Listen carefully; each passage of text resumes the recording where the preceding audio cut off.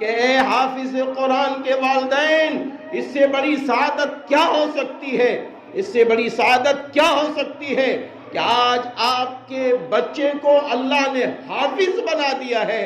معلوم ہے یہ قرآن آسمانی کتاب ہے۔ ابھی حضرت مولانا نے وضاحت کے ساتھ فرمایا یہ آسمانی کتاب ہے، وہ آسمانی کتاب اللہ اسی شخص کو نصیب کر دیتا ہے، اللہ اسی کو حافظ قرآن بناتا ہے جسے وہ پسند کرتا ہے۔ آپ کے بچے کو اللہ نے پسند کیا ہے، آپ کو بھی اللہ پسند کر رہا ہے، آپ کو بھی اللہ پسند کر رہا ہے۔ اب آپ اللہ کو پسند کر لیجئے، آپ اللہ کے نبی کو پسند کر لیجئے، آپ اللہ کے رسول سے وہ محبت کر لیجئے اور یہ فیصلہ کر لیجئے توحید میں گڑبڑی ہونے نہیں دیں گے اور سنت نبوی سے ہٹ کر زندگی گزرنے نہیں دیں گے۔ یہ فیصلہ لے کے جانا ہے، یہ فیصلہ لے کے جانا ہے کہ اب تو ہمیں جنت ملنی ہے، ہمیں جنت مل کے رہے گی۔ کہ وہ حدیث پاک میں ہے، حدیث پاک میں ہے کہ جب حافظ قرآن حلال کو حلال، حرام کو حرام سمجھ کر اور قرآن کے احکامات کی تعلیمات پر عمل کرتا ہوا اللہ کے پاس پہنچے گا تو ایک تو اللہ انہیں خود جنت میں داخل کر دے گا، اور دوسری روایت میں یہ ہے کہ حافظ قرآن کے ماں باپ کو اللہ بلوائے گا۔ اللہ اکبر، اللہ اکبر۔ جب نفسی نفسی کا عالم ہوگا، ایک دوسرے سے لوگ بھاگ رہے ہوں گے۔ میرے دوستو غور تو کرو، بھاگ رہے ہوں گے لوگ، آواز لگائی جا رہی ہوگی کہاں ہے حافظ قرآن کے ابا، آ جاؤ، اللہ میاں بلا رہے ہیں۔ حافظ قرآن کی اماں آ جاؤ، اللہ میاں بلا رہے ہیں، آ جاؤ آ جاؤ۔ اللہ فرمائے گا فرشتوں ذرا جنت سے 2 کرسیاں بھی لے کے آؤ۔ ہاں ہاں، میرے نبی نے بتا دیا دنیا کے اندر تاکہ ہم سب اپنے بچوں کو حافظ بنانے والے بنے، للچائی بھری نگاہ سے قرآن کو دیکھنے والے بنے۔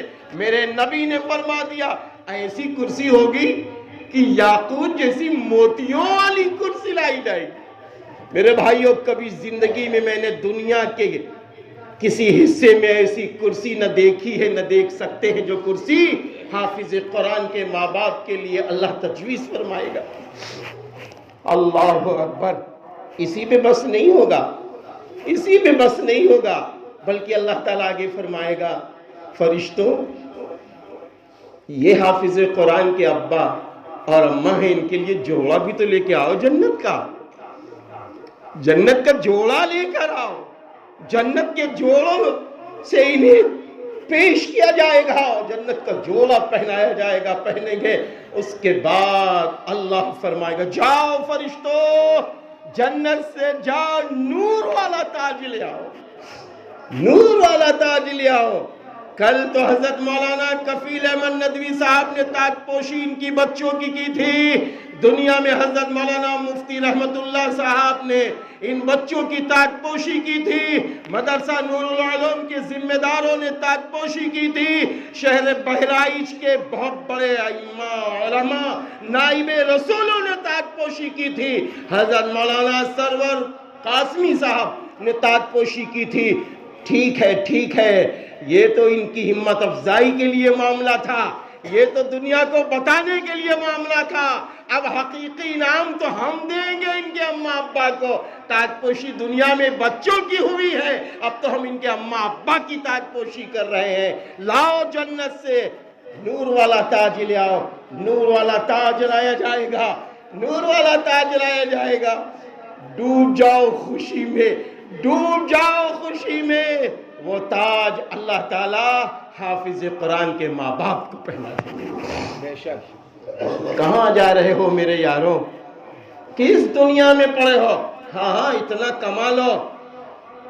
روایت میں ہے کہ وہ باپ بہت اچھا ہے جو اپنے بچوں کو فقیر بنا کے دنیا سے جائے، اپنے بچوں کو مال والا بنا کر جائے۔ اتنی حلال روزی کما لو، علم حاصل کرو، ڈاکٹر بنو، انجینئر بھی بنو، پروفیسر بھی بنو، سیاسی رہنما بھی بنو، یہ سب ایمان کے ساتھ کرو، لیکن اپنے بچوں کو حافظ قرآن ضرور بناؤ۔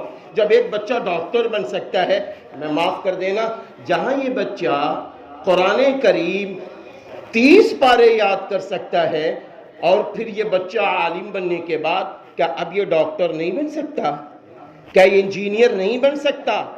جہاں یہ بچہ حافظ بننے کے بعد عالم بن سکتا ہے، مفتی بن سکتا ہے، مفسر قرآن بن سکتا ہے، اسی طرح یہ بچہ ڈاکٹر بھی بنا سکتے ہیں میرے بھائیوں، تاکہ یہ توحید کا ڈنکا، تاکہ یہ رسالت رسول صلی اللہ علیہ وسلم کے پیغامات انسانیت کی روشنی میں یہ ڈاکٹر بن کے بھی چمکا سکتا ہے، یہ پیغام انسانیت کو دے سکتا ہے، مانوتا کا پیغام دے سکتا ہے، انسانیت کا پیغام دے سکتا ہے، اور یہ بتا سکتا ہے کہ ہمیں نہیں چاہیے دنیا کی بے ایمانی کی دولت، ہم تو ایمانداری کے ساتھ آئے ہیں، ہم ڈاکٹر ہیں، عالم بن کے ڈاکٹر بنے ہیں، ہم آگے چل کر انشاءاللہ اللہ کے محبوب بھی بنیں گے، اس لیے خدمت خلق کے جذبے سے ڈاکٹر بنے ہیں۔ پتہ یہ چلا قرآن و حدیث کا پیغام ہر مقام پر، ہر زبان میں ہم انسانیت کو دینے والے ہیں۔ آخر میں اپنے ان بچوں سے کہنا چاہوں گا، مدرسہ ہدایت العلوم کے سارے بچوں سے یہ کہنا چاہوں گا